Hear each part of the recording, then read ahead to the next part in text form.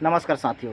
This is Shekhar Singh और आप सभी का स्वागत है मेरे YouTube channel general awareness with S Singh में। साथियों,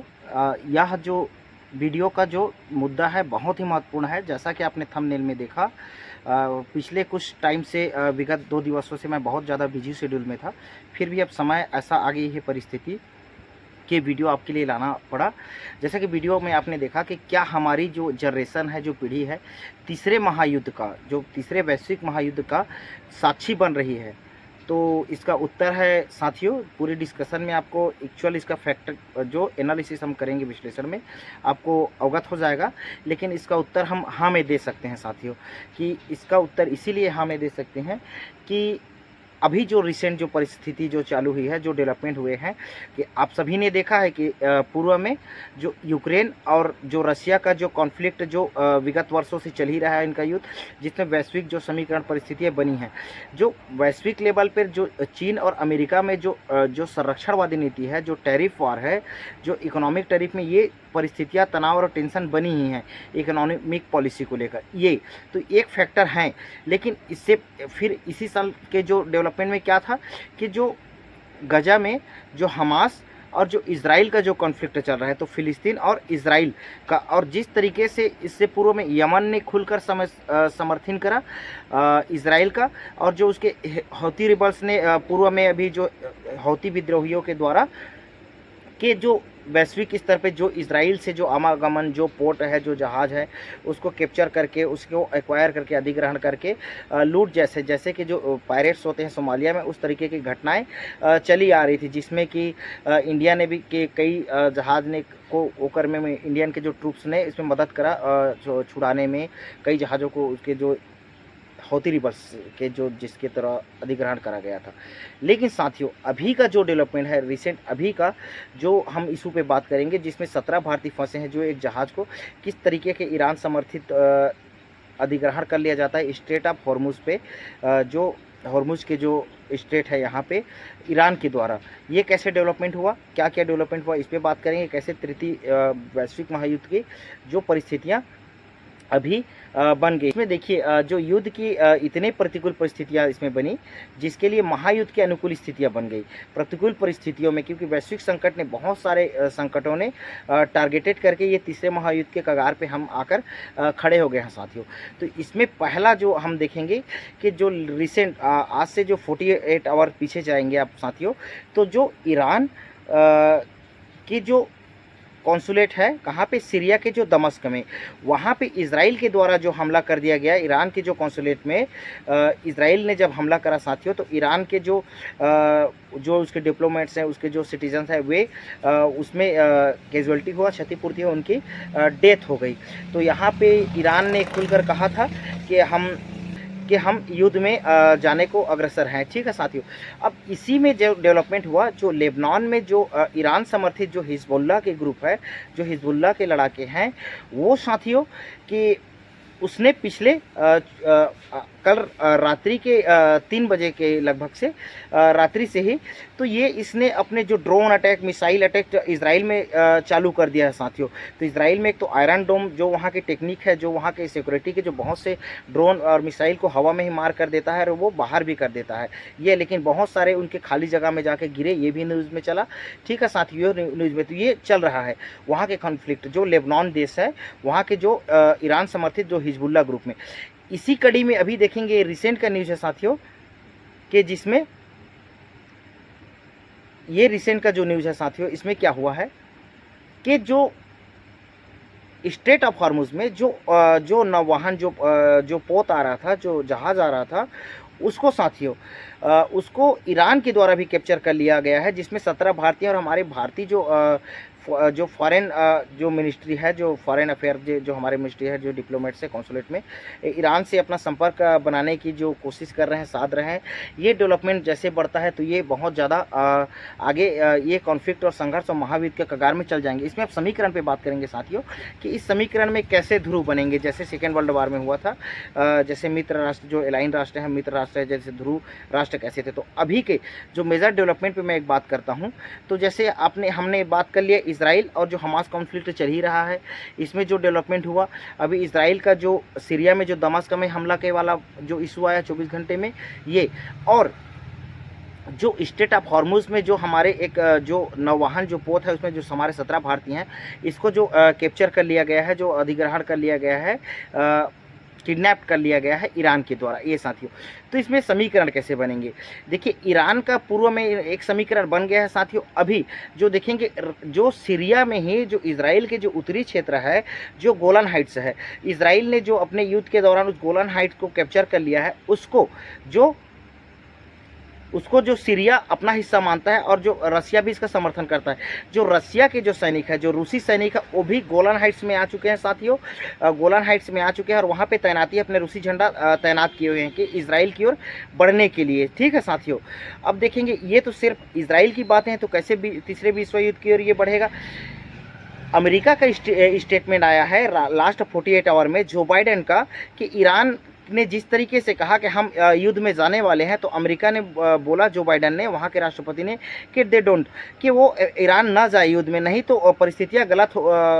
अनुचित होंगी और उसमें अमेरिका युद्ध में जाएगा। और अमेरिका भी साथियों आप देखेंगे तो अरब सागर में जो उसके जो युद्ध पोत हैं, जो इसको उसने तैनात करी है, वो डिप्लॉयमेंट कर चुका है। अरब सागर में अमेरिकी जो जहाज़ है, सैनिक नौसैनिक है, वो अरब सागर में है। और जब जैसे इसराइल और हमास कॉन्फ्लिक्ट हुआ, उससे उस टाइम से ही वो भूमध्य सागर में भी अमेरिकी के जो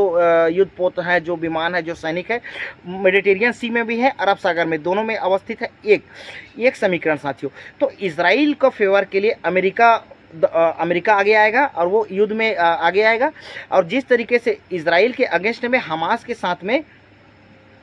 जो फिलिस्तीन के साथ में रसिया आ रहा है, रसिया का समर्थन है चाइना का, और चाइना और रूस बीच में अभी समीकरण बना साथियों कि ये ईरान में जो चीन और जो रूसी जो प्रेसिडेंट है, चीनी प्रेसिडेंट शी जिनपिंग, ईरान के साथ इनका टाई अप हुआ है, दौरा हुआ है, और युद्ध में एक दूसरे को समर्थन देने के लिए, एक दूसरे को जो मोनेटाइजेशन के लिए, जो तेल खरीदी के लिए, तो इनका अलग से टाई, एक समझौता हो चुका है साथियों। तो रूस, चीन और ये ईरान ये एक साथ हो जाएंगे। इसके साथ में जो अरब वर्ल्ड है, जो मुस्लिम देश है, इनके साथ बड़ी चैलेंजेस, जो चुनौतियां आने वाली है कि ये किनका साथ दे। इसमें के जो पर्सपेक्टिव है, जो हमास में जिस तरीके से अभी गजा में जो कॉन्फ्लिक्ट देखा जा रहा है, तो वो किसकी ओर जाए। हाँ, इसमें जो शिया सुन्नी का विवाद है, कहाँ पे, जो सऊदी अरब और ईरान, इनमें दोनों में शिया सुन्नी का जो कॉन्फ्लिक्ट तो चल ही आ रहा है। ये दोनों एक दूसरे के विरोधी होते हैं और सऊदी अरब कहीं ना कहीं वो यूएसए की ओर इनका इंक्लाइंट है, और इसलिए उनको ना चाहते हुए भी धार्मिक, जैसे इजराइल यहूदी का जो मेजोरिटी में है, तो वो मुस्लिम देश नहीं है, लेकिन तथाकथित मुस्लिम हितों के रक्षक सऊदी अरब भी बनता है और जो ईरान भी यहाँ पे बनता है। तो ये समीकरण एक अलग बन रहा है साथियों। दूसरी बात, इंडिया में जाने की संभावना इसलिए है कि देखिए, हमारा पहले ईरान से अच्छा डेवलपमेंट था। जो हमारे जो पोर्ट हमने बंदरगाह बनाए थे, जो शहीद किलंदरी, शहीद बसीकीत, जो चाबहार पोर्ट वाला था, तो उसका डेवलपमेंट काफ़ी टाइम से रुक गया है, क्योंकि जो P5+ जो नेशन है, जो ईरान के जो न्यूक्लियर जो प्रोग्राम पे जिसको बैन लगा दिया गया, तो वहाँ से हमारा जो मेजर ऑयल इम्पोर्ट होता था, जो यूरेनियम वहाँ के प्रोग्राम के द्वारा, जो अमेरिका के द्वारा लगाया गया, तो इंडिया ने ईरान से अपना जो व्यापार, जो लेन देन, जो ऑयल का जो हम क्रूड ऑयल लेते थे, इसको पहले से ही सीमित कर दिया है साथियों, और वहाँ से हमारा अभी नहीं चल रहा है, तो हमारे टेंशन और बने हुए हैं। दूसरी बात, अभी इंडिया का एक जो गठबंधन है साथियों, I2U2 करके, जो अभी रिसेंट लास्ट ईयर में जो बना है समीकरण, जिसमें कि I2 मतलब इंडिया, इजराइल, और U2 UAE जो यूनाइटेड अरब एमिरेट्स है, और यूनाइटेड जो स्टेट ऑफ अमेरिका। तो ये चारों देशों के जो समीकरण बने हैं, जो I2U2, तो ये कॉन्फ्लिक्ट में जाएगा, तो इंडिया में यहाँ पे जाना पड़ जाएगा साथियों, एक इजराइल के फेवर में, एक और दूसरी हम देखेंगे साथियों, तो हमारा के पूर्व में अभी जो आईमेक बन रहा था, जिसपे कि हर्डल लाने के लिए चाइना ने हर्डल लाने के लिए आईमेक, जो इंडिया मिडिल ईस्ट जो कंट्रीज़ का जो ग्रुप बन रहा था, जो कॉरिडोर यूरोप में जाने के लिए, तो जैसे यूएसए आता है, तो यूएसए के साथ में ब्रिटेन आएगा साथियों, ब्रिटेन फ्रांस आएगा, जो लिबरल पॉलिसी में आएगा। और इसमें इंडिया का एक और समीकरण बनता है साथियों, कि जो लास्ट 2 ईयर्स पूर्व में जो बना है क्वाड, जो क्वाड्रिलेटरल जो समीकरण बना है, जो चतुष्कोणीय, जिसमें कि भारत है, इंडिया है, और ये आपका यूएसए है, United state of America, Australia है, और जापान है। तो जापान और साउथ कोरिया ऑलरेडी इंक्लाइंड है किससे, यूएसए से। और हमारा इस क्वाड समीकरण में हम जिसको मिलिट्री ग्रुप बनाने के लिए बहुत टाइम से जो यूएसए के द्वारा कहा जा रहा है, ऑस्ट्रेलिया के द्वारा, देखिए ऑस्ट्रेलिया का पूरी तरीके से किसका झुकाव है, ब्रिटेन के साथ इनका टाई अप है, और हम क्वाड के हम भागीदार हैं। और जो जापान है वो पूरी तरीके से यूएसए के फेवर में है। जापान का चाइना से ऑलरेडी कॉन्फ्लिक्ट चल रहा है। इनके जो आइलैंड है, जो नेशन है, जैसे फिलीपीन हो गया, जापान हो गया, दक्षिण कोरिया हो गया, साउथ कोरिया, तो साउथ कोरिया का भी जो समीकरण बनेगा यूएसए के साथ। तो जो साउथ कोरिया है, जापान है, और साथियों आपका जो ऑस्ट्रेलिया है, ये यूएसए के फेवर में रहेंगे। जो फ्रांस है, जो ब्रिटेन है साथियों, और कहीं ना कहीं इंडिया को इस ओर जाना पड़ेगा। इंडिया को भी यूएसए के फेवर में जाना पड़ेगा, जिस तरीके से हमारी जो पॉलिसी, जो अभी मेजर डेवलपमेंट में जो पॉलिसी हमारी जो शिफ्ट हुई है साथियों। और इसमें जो चाइना, रसिया और नॉर्थ कोरिया, जो नॉर्थ कोरिया का इनका डेवलपमेंट में जिस तरीके से बढ़ा है, नॉर्थ कोरिया, ईरान, और ये जो फिलिस्तीन, जो ये लेबनान और यमन, ये जो सारे राष्ट्र हैं साथियों, ये लोग एक साथ आने वाले हैं, एक साथ। तो ये अभी जो रिसेंट डेवलपमेंट में साथियों, ये क्राइसिस जो संकट है मल्टीप्लाई फैक्टर में जा रहा है, ये गुणन फैक्टर में बढ़ गया है। तो ये 2024 के ही मई से देखना साथियों। मई में जैसे आपकी गर्मी बढ़ेगी वैसे टेंशन और बढ़ने वाली है। अभी देखिए रिसेंट में जो पॉलिटिकल इशू बहुत ज़्यादा है, तो इसके वजह से भी एक चैलेंजेस भी है। ये अपॉर्चुनिज्म को भी बढ़ा रहा है, अवसरवादिता को भी, और ये इसके वजह से ये अवॉइड भी करने की भी प्रयास हो रहे हैं। जैसे अभी भारत में इलेक्शन है साथियों,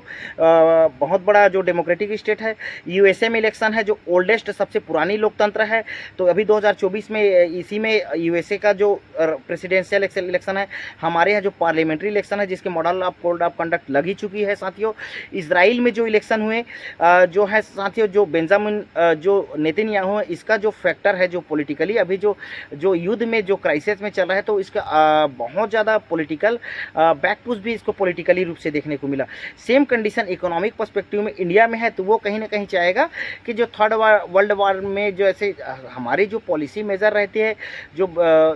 जो डिप्लोमेटिक जो पॉलिसी रहेगी कि हम इससे पीछे जाएं, लेकिन कहीं ना कहीं पॉलिटिकल प्रोपेगेंडा में, जैसे 2019 का अब देखेंगे, 2019 का, तो इसमें जो राजनीतिक दल इसमें प्रॉफिट लेने की कोशिश करेंगे साथियों, तो ये जाने की संभावना बढ़ जाती है साथियों। जैसे टर्की में देखेंगे, तुर्की में तो जो एर्दोगन है, वहाँ के जो तय्यिप एर्दोगन है, तो इसके द्वारा वहाँ पे जो बहुत ज़्यादा फैक्टर देखा गया। अब वो प्रेसिडेंट भले बन गया, लेकिन जो स्थानीय लोकल लेवल पे इलेक्शन में उनको बहुत ज़्यादा अभी हार का सामना करने को देखना पड़ा। लेकिन वो अपने आप को जिस तरीके से रसिया में व्लादिमीर पुतिन है, उसी तरीके से प्रेसिडेंट अभी 28 तक तो रहेंगे वो। तो ये सारे देश, टर्की भी इसमें कूदने वाला है साथियों। तो इस तरीके से ये पूरे फैक्टर समीकरण एकदम कंजस्टेड हो रहा है। समीकरण ऐसे बन गए हैं कि अब ये बैटल जो थर्ड वर्ल्ड वॉर है साथियों, हम इसके जस्ट मुहाने पे हैं। एक पुश लगेगा, एक फायर कहीं से चिंगारी लगेगी, और ये पूरे क्लैशेस होने वाले हैं साथियों। तो देख लेना। और ये 2024 से चालू कर 2025 में विकराल रूप धारण करने वाला है। जो कॉन्सुकेट जो समीकरण जो डेवलपमेंट हुए हैं साथियों, इस तरीके से बढ़ी है कि जो जिसकी उम्मीद नहीं थी। हाँ, लेकिन ये था कि जो जैसे रूस यूक्रेन का युद्ध चला जा रहा था, तो इसमें एक कंजस्टेड जो नाटो कंट्रीज है, नॉर्थ अटलांटिक ट्रीटी है साथियों, जिसमें अगर यूएसए पे, जैसे यूएसए यहाँ पे युद्ध में कूदा और यूएसए पे जैसे हमला हुआ, तो जो नाटो कंट्रीज हैं इसको साथ में आना पड़ेगा, क्योंकि उनके जो आर्टिकल जो 5 है साथियों, अनुच्छेद जो नाटो का 5 है, और जो आर्टिकल 7 है। तो जो आर्टिकल 5 कहता है कि एक कंट्री पे अगर कोई हमला होता है, तो सारे राष्ट्र उसका उस युद्ध पे जो हमला हुआ है, ये माना जाएगा किसी एक कंट्री पे जो होता है। और वहाँ जो सारे राष्ट्र अपने अपने जो पार्लियामेंट्री में इसका पास करेंगे। जरूरी नहीं कि कंपलसरी नहीं है कि वो तुरंत तत्काल आ जाए। उनके पार्लियामेंट्री में, उनके जो कॉन्स्टिट्यूशन में एक प्रोविज़न भी है कि वो अपने पार्लियामेंट्री से जो पास करेंगे कि ये रेजोल्यूशन है, और उसको युद्ध में आना ही पड़ेगा। ये तो नाटो में तो ये इशू अलग है, जिसको रसिया ने इसी वजह से यूक्रेन पे जो वार करके चढ़ाई कर रहा है साथियों। तो ये अब देखेंगे कि क्या डेवलपमेंट है। तो इंडिया के क्या इसके जाएगा, इंडिया कैसे इस पे युद्ध में आ गया साथियों। तो इंडिया इसलिए आएगा कि अभी जो रिसेंट अभी देखेंगे आपका डेवलपमेंट, बीच में तो चल ही रहा था यमन का। तो यमन के जो ह्यूथी रिबेल्स से थे, तो डायरेक्ट कंट्री नेशन इन्वॉल्व नहीं हो रहा था, तो अब नहीं। लेकिन ईरान के जो अभी जो जिस तरीके से डेवलपमेंट हुआ है, इजराइल के द्वारा जो सीरिया, जो दमस्क में उसके कॉन्सुलेट में हमला होने के बाद, अब उसने जो जो रिएक्शन दिया इजराइल के जो हिजबुल्ला जो ईरान समर्थित हिजबुल्ला ने, वो पहले भी दे रहा था, लेकिन अभी ईरान के जैसे जहाज़ पे कैप्चर कर लेना और ये बढ़ेगी तो ये अरब सागर में बढ़ेगी, तो भारत पे इसका बहुत नेगेटिवली इफेक्ट देखने को मिलेगा साथियों। मेडिटेरियन सी पे जो हमारी मेजर क्रूड ऑयल है, जो हमारे जो इम्पोर्ट जो इसी क्षेत्र से ज़्यादातर होता था साथियों, और हम चाइना से हमारा जो बॉर्डर डिस्प्यूट ऑलरेडी चला रहा है, जो हमारे जो LAC पर लाइन ऑफ एक्चुअल कंट्रोल पे जो अरुणाचल क्षेत्रों में जो अभी 30 क्षेत्रों का जो नाम बदलने वाला इशू आया, जो लद्दाख इशू में है, जो हमारे पाकिस्तान से अलग से जो इशूज़ चली रहे हैं, रिसेंट में हमारा जो अफगान के साथ जो इशू हो गया, मालदीव के साथ जिस तरीके से इशू हुआ, चाइना जिस तरीके से बढ़ा साथियों के, चाइना जैसे श्रीलंका के आप हम्बन पोर्ट वाला इशू देख लो, बंदरगाह वाला, आप मालदीव वाला जो अभी क्राइसिस हमारा जो संकट चला कि जो 15 मार्च तक जो इंडियन ट्रूप्स को वहाँ से इंडिया फेज आउट की जो प्रोपेगेंडा चला, और वहाँ पे जो पॉलिटिकल पार्टी जो मोहम्मद मोइजी को जो सरकार आई और जो इंडिया आउट कैंपेन चला, और इंडिया आउट कैंपेन के बाद हमारे ट्रूप्स जो मालदीव से आ गए साथियों ये, और जैसे अभी बांग्लादेश में जो वहाँ के पॉलिटिकल पार्टी ने इंडिया आउट करके जो कैंपेन चला, तो ये सारे समीकरण साथियों आपको जो थर्ड वर्ल्ड वार है इसमें झोंक रहा है साथियों।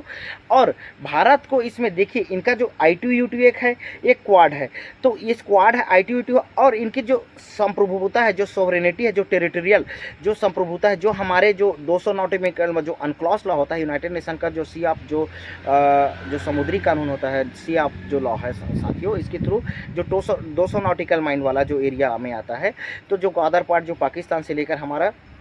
जो ईरान से बाउंड्री बनता है, तो ईरान का झुकाव अभी अब पूरी तरीके से, जैसे वो हमारा एक संबंध रसिया से रहा है साथियों। हमारे जो विदेश मंत्री अभी इसने वहाँ से दौरा करके भी आए हैं, रिसेंट न्यूज़ में बहुत ज़्यादा था। बट ईरान और चाइना, नॉर्थ कोरिया और ये जो रसिया, ये एक समीकरण में टाई अप कंजेस्टेड हो गया साथियों, क्योंकि रसिया का जो कम्युनिस्ट जो सरकार है और जो कैपिटलिस्ट जो USA का जो गवर्नमेंट है साथियों, तो एक दूसरे के जो विचारधारा आइडियोलॉजिकल एसेस जो शुरू से है, जो कोल्ड वार देखिए, सेकेंड वर्ल्ड वार के बाद जो शीत युद्ध चला, इससे चला ही आ रहा है साथियों। और देखेंगे मेजर क्या होता है कि मूल जो उद्देश्य है साथियों, कि जो वर्ल्ड ऑर्डर में ना, जो वैश्विक जो ग्लोबल वर्ल्ड ऑर्डर होता है, जो वैश्विक जो आदेश में क्या होता है साथियों, कि जो राष्ट्र हैं, जो जैसे आज तक USA ग्लोबल पुलिसिंग का कार्य करता था, वैश्विक पुलिस का, और उसकी वर्चस्वता जो हेजेमॉन बना था, जो हेजेमनी कम हुई है, अभी वो चाइना बनना चाहता है। जो नए जो समीकरण है, जो नए पोल है, वो चाइना की ओर शिफ्ट कर रहा है। तो ग्लोबल वर्ल्ड ऑर्डर में अब चीन इसकी ओर बढ़कर अपना प्रभुत्व जो प्राधान्यता लोगों को इसके लिए इकोनॉमिक सपोर्ट देकर, अन्य तरीके से लाभ देकर, अब बहुत सारे इंफ्रास्ट्रक्चर जो आप चाइना CPEC देख लीजिए, पाकिस्तान से चाइना पाकिस्तान इकोनॉमिक जो कॉरिडोर देख लीजिए, silk route, one belt one road जो प्रोजेक्ट देख लीजिए, जो आइलैंड नेशन पे जो इनका डेवलपमेंट में जो खर्चा है, जो छोटे छोटे राष्ट्र हैं, जैसे कि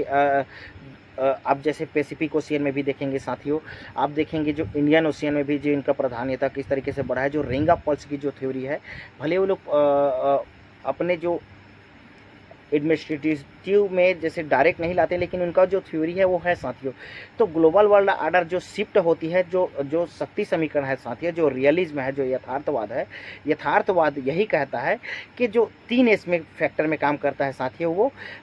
जैसे स्टैटिज्म जो राज्यत्व के वो बात करते हैं, सेल्फ हेल्प जो स्वयं सहायता की बात करता है, और सर्वाइवल जो अपने अस्तित्व को जो सर्वाइव करने के लिए। तो यथार्थवाद जो दृष्टिकोण जो पर्सपेक्टिव यही कहता है कि जो वर्ल्ड ऑर्डर में अपने को जो सर्वाइव करने के लिए, अपने स्वयं के जो सेल्फ हेल्प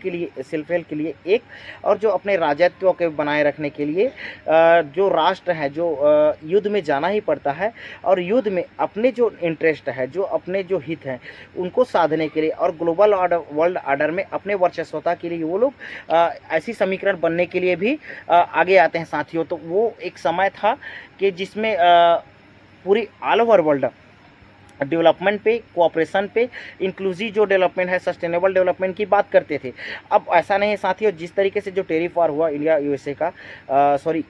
US और चाइना का, तो जो संरक्षणवादी जो पॉलिसीज आई, जिस तरीके से जो वैश्विक मल्टीलेटरल जो संस्थान है, जैसे WTO है, वर्ल्ड बैंक है, यूनाइटेड नेशन की जो बॉडीज़ हैं, इनके जो साख वर्चस्वता जो ख़त्म हुई है, गिरी है, और जो वीटो पावर की वजह से इसमें, और तो ये सारे फैक्टर साथियों, अब UN की इतनी जो महत्ता नहीं रही गई साथियों ग्लोबल वर्ल्ड ऑर्डर में, जिस तरीके से बहुत सारे इशूज़ हुए, और उसमें वो जो रिजोल्यूशन लाना, जो पास करना, उसकी जो महत्ता को जिस तरीके से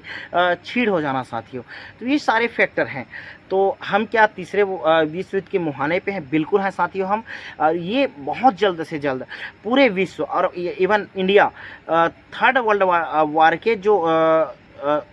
इस थर्ड वर्ल्ड वार के जो आपके मुहाने को तोड़कर, जो बैरियर है कि तोड़कर इसमें समा जाने वाला है साथियों। पूरा विश्व में संकट आएगा और बढ़ेगी जो भूखमरी है, जो जलवायु परिवर्तन की जो संकट है, क्लाइमेट चेंज ये बढ़ेगी, जो पॉल्यूशन, बहुत सारे क्राइसिस आने वाले हैं साथियों एक साथ। फेमाइन की वाटर क्राइसिस होगा, आपकी जल संकट आ जाएंगी, बहुत सारे एक साथ में। जो स्वास्थ्य की चैलेंजेस, जो जिस तरीके से भी गजा के जो वहाँ के मानवीय स्थिति है, तो ह्यूमैनिटेरियन, ह्यूमन राइट्स पे, पॉलिटिकल पे हर एक तरह का से संकट आने वाले हैं साथियों। और हम ये मुहाने पर है, जस्ट एक फिसल एक चिंगारी की बात है। और देखेंगे मई के बाद से ये पूरी तरीके से विश्व युद्ध बढ़ने वाला है, जिस तरीके से डेवलपमेंट हो रहा है साथियों। जब तक डिप्लोमेटिक जो टाई अप जिस तरीके से नहीं हो जाते अच्छे से, अगर क्योंकि वो इसको बचा नहीं ना। अब जो राष्ट्र हैं, जो राष्ट्र एक दूसरे में जो विश्वास, जो फेथ की भावना है, जो मल्टीलेटरल जो संस्थान है बहुपक्षीय, इसमें विश्वास की जो भावना है, जो छीड़ हो चुके हैं साथियों। तो इसलिए, और ये देखना साथियों, अगले 24 घंटे में ये डेवलपमेंट बहुत तेज़ी से होने वाला है साथियों। और धीरे धीरे करके सारे राष्ट्र इसमें समा जाएंगे और ये विश्व युद्ध के जो जैसे चलेगी, तो ये हमारे जो जिस तरीके से जितना विकास हुआ था एक जो सोसाइटी में ऑल ओवर वर्ल्ड में, ये और जितना जो कोऑपरेटिव जो फेडरलिज्म जो की भावना जो नेशनल लेवल पे, इंटरनेशनल लेवल पे जो बना था, वो पूरी तरीके से अब ख़त्म होने वाली है साथियों। और ये गुटों में बंटकर क्लैशेस होने वाली साथियों। तो ठीक है साथियों, नमस्कार, अपना ध्यान रखिए, सेफ रहें, सुरक्षित रहिए। और ये हम एक पॉलिटिकल साइंस के जो स्टूडेंट होने के नाते आपके लिए ये लाना और आपको अवगत कराना बहुत आवश्यक था साथियों, इसलिए हमारा ये वीडियो है। नमस्कार साथियों, अपना ध्यान रखिए, अपने बच्चों, अपने फ्यूचर, अपने संस्कृति, अपने कल्चर का बनाए रखिए, ध्यान रखिए और एक समावेशिता, पीस और शांति की भावना को आगे स्प्रेड करिए साथियों। नमस्कार।